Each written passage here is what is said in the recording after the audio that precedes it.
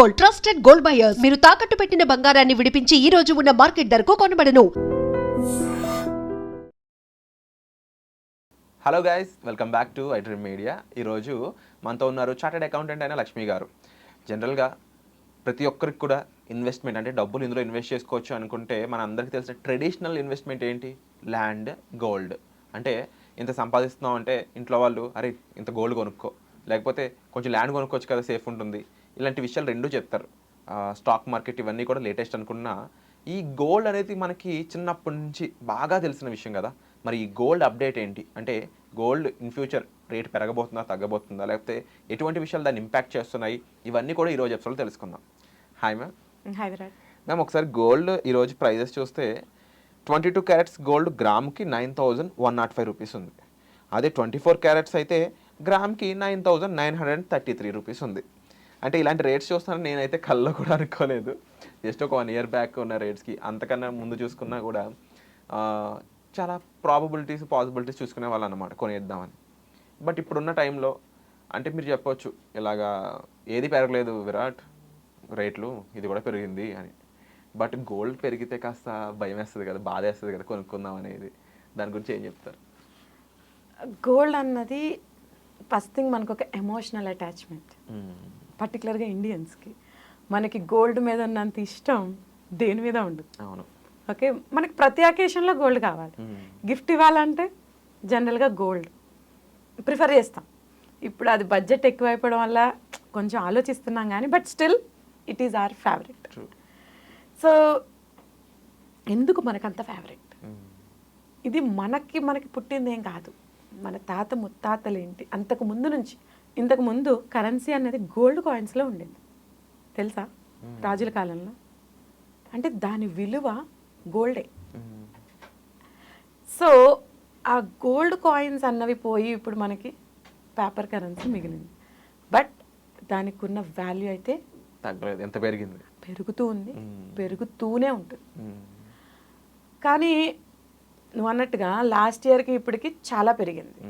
So ఎప్పుడైనా ఒక్కసారిగా పెరిగింది అంటే దాన్ని నమ్మకూడదు, కంగారు పడి కొనద్దు. నువ్వు హ్యాపీ ఫీల్ అవ్వాల్సిన విషయం ఏంటంటే ఆల్రెడీ నీ దగ్గర కొంత గోల్డ్ ఉంటుంది కదా, దాని వాల్యూ పెరిగింది. రైట్? ట్రూ. నేను ఎప్పుడో 1,000 రూపాయలు 2,000 పెట్టి కొన్నానమ్మ గ్రాము. ఇప్పుడు దాని విలువ ఎంత? నువ్వు అన్నట్టు 9,000 10,000 అయిపోయింది. 30,000 3 గ్రాములు. ఎగ్జాక్ట్లీ. సో అలా పాజిటివ్గా ఎందుకు ఆలోచించకూడదు?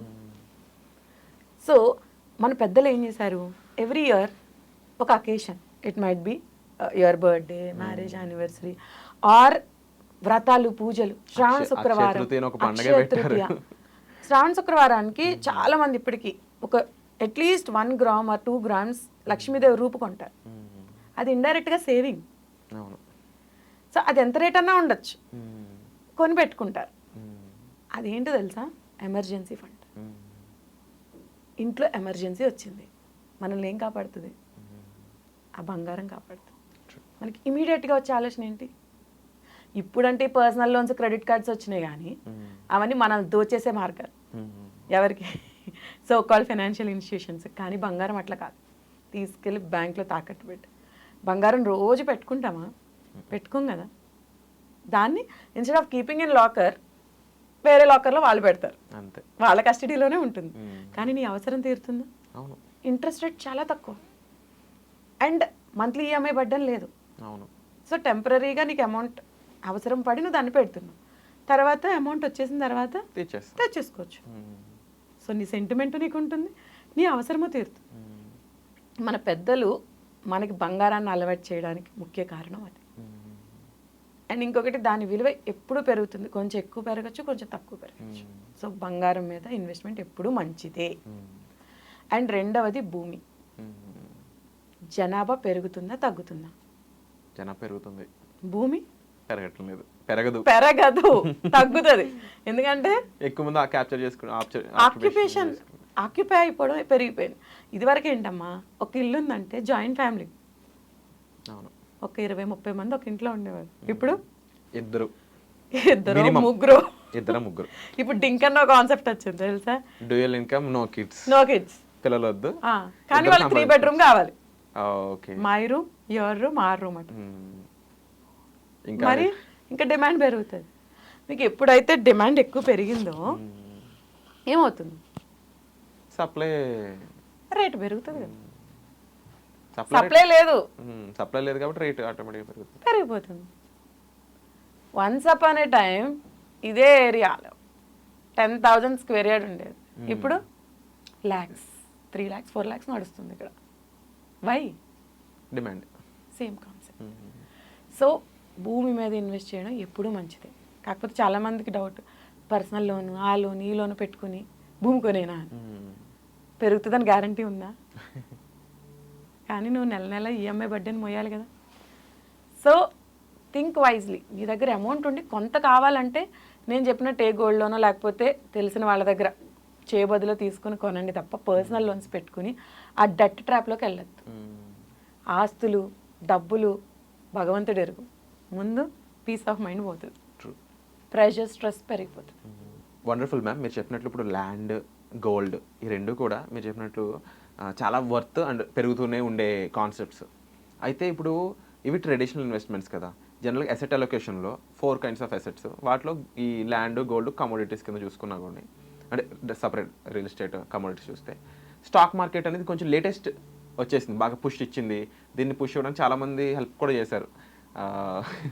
సో దీన్ని ఏ విధంగా చూడొచ్చు? స్టాక్ మార్కెట్ మంచిదే, కానీ నీకు పూర్తి అవగాహన దాని మీద ఉండాలి. అవగాహన లేదు అంటే కనుక they are subject to market risk. Market ఎప్పుడు పడుతుంది, ఎప్పుడు పెరుగుతుంది అన్నది నీకు ఖచ్చితంగా తెలిసి ఉండాలి. Investments are subject to market risk. Market ఎవరి చేతిలో ఉంది? 1990లో హర్షద్ మెహతా స్కామ్ జరిగింది, తెలుసా? తెలుసు. ఎంతమంది రోడ్డున పడ్డారు? చాలామంది. ఎందుకు పడ్డారు? దాని మీద అవగాహన లేదు. ఎందుకు పెరుగుతుంది, ఎందుకు తగ్గుతుంది? పెరుగుతుంది పెరుగుతుంది పెరుగుతుంది కొనేసేయండి. కానీ పెరుగుట విరుగుట కొరకే. ఎప్పుడైనా ఏదైనా ఫాస్ట్గా పెరుగుతుంది అనుకోండి, don't invest, wait and see. రేపేం ప్రపంచం అంతమైపోవట్లేదు కదా, చూడు మళ్ళీ పడుతుంది. ఎప్పుడైతే ఫాస్ట్గా పెరిగిందో అది పడుతుంది. పడలేదా, చాలా నాళ్ళు అక్కడే ఉంది, అప్పుడు ఏమైనా ఇన్వెస్ట్ చేయడానికి సరదా ఉంటే ఎంత పెరుగుతుందో చూడు అట్లీస్ట్. అండ్ ఈ ఇన్వెస్ట్మెంట్ కూడా అప్పు చేసి పెట్టద్దు, మళ్ళీ ప్రెషర్. చాలా మంది లాస్ అయిపోయిన వాళ్ళు నాకు తెలుసు. ఆ టెన్షన్స్ మామూలుగా ఉండవు. నువ్వు ఏవి సంపాదించకపోయినా పర్లేదు కానీ టెన్షన్స్ మాత్రం సంపాదించద్దు. వెల్త్ బిల్డ్ చేయకపోయినా పర్లేదు కానీ హెల్త్ లాస్ అవ్వద్దు. అని మీరు చెప్పినట్లు ప్రతి ఒక్కరికి కూడా ఈ వీటి మీద అవగాహన ఉండడం చాలా ఇంపార్టెంట్. ఇప్పుడున్న ఇన్వెస్ట్మెంట్ ఆప్షన్స్ ఇవి కాబట్టి వీటి మీద మరింత అవగాహన మీరు పెంచుకోవాల్సిన అవసరం కూడా చాలా ఉంది. హోప్ఫుల్లీ లక్ష్మి గారితో ఎలాంటి విషయాలు మీరు తెలుసుకోవాలనుకుంటున్నారు, ముఖ్యంగా ఈ ఇన్వెస్ట్మెంట్ ఆప్షన్స్, ఐటీఆర్కి సంబంధించి, సీఏకి సంబంధించిన విషయాలు ఏమైనా సరే మీరు కామెంట్ సెక్షన్లో మెన్షన్ చేయండి. డైరెక్ట్గా అపాయింట్మెంట్ కావాలనుకున్నట్లయితే డిస్ప్లే అవుతున్న నెంబర్స్ కాల్ చేసి మ్యామ్ని మీరు కలవచ్చు. సో మీరు ఏమనుకుంటున్నారో తప్పకుండా మీ అభిప్రాయం కామెంట్ సెక్షన్లో మెన్షన్ చేయండి. ఈ రోజు ఎపిసోడ్ ఎలా అనిపించిందో కూడా. అండ్ వచ్చే ఎపిసోడ్లో మళ్ళీ కలుద్దామండి. Thank you so much for the information ma'am. Thank you Virat.